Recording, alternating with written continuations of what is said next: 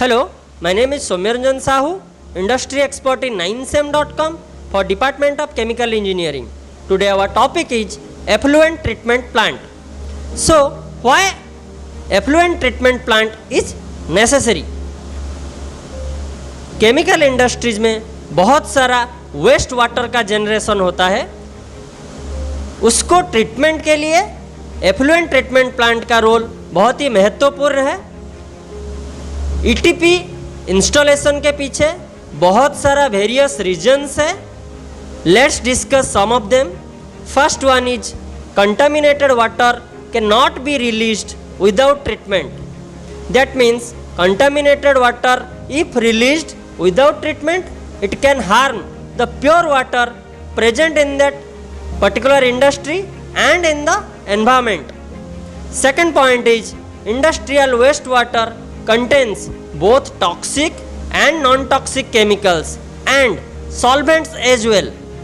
Third point is pollution control board can take legal action against that particular industry who will violate the rules, regulations and guidelines of the pollution control board.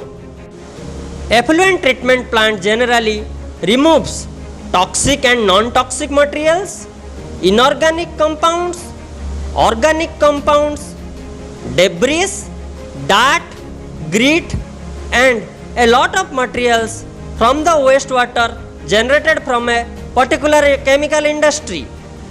Effluent treatment plant में बहुत सारे operations carry किए जाते हैं। 2000 evaporation, drying, centrifugation, filtration and incineration etcetera. Let's discuss briefly about the ETP plant operation. First one is screen chamber. This chamber generally removes relatively large solid to avoid absorption of mechanical equipment and clogging of hydraulic systems. Second one is collection tank. A collection tank collects the effluent water from the screening chamber and stores and then pumps it to the equalization tank. In the equalization tank, the effluents do not have similar concentration at all the time. The pH will vary time to time.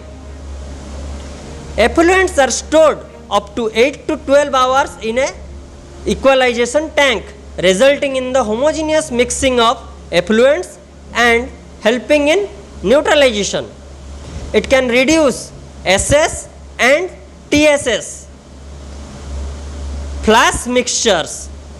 Coagulants are added to the effluents here, lime and alum and polyelectrolyte.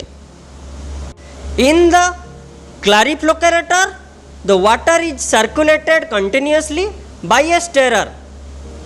Flocculation provides slow mixing that leads to the formation of macroflux, which then settles in that particular clarifier zone. Overflowing water goes out to the aeration tank and the solid particles settle down and collected separately. This generally reduces the SS and TSS. The settled solids, that is primary sludge, is pumped into sludge drying beds.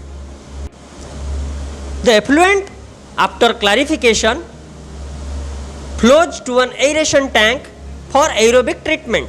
The tank is equipped with air blowers or diffusers, using which air is passed through the tank.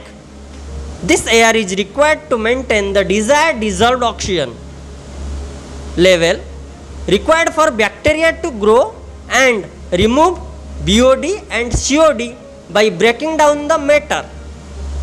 BOD and COD values of effluent are reduced up to 90%. Secondary clarifier. The overflow from aeration tank is led into the secondary clarifier where solid liquid separation takes place.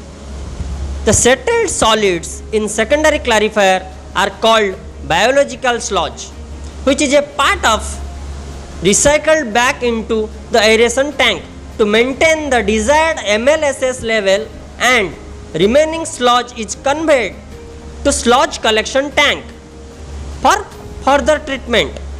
The outlet water quality is checked if it is within the accepted limit or not. The treated water is disposed through pipelines. Let's move into sludge thickener. The inlet sludge consists of generally 60% of water and 40% of solids. The effluent is passed through a centrifuge. Due to the centrifugal action, the solids and liquids are separated there. The sludge thickener reduces the water content in the effluent to 40% plus 60% solids. The effluent is then processed and the sludge is collected at the bottom. Let's move into drying beds. Primary and secondary sludge is dried on the drying beds to further reduce the water content. Those were a brief part regarding effluent treatment plant. Keep watching 9sem.com. Thank you very much.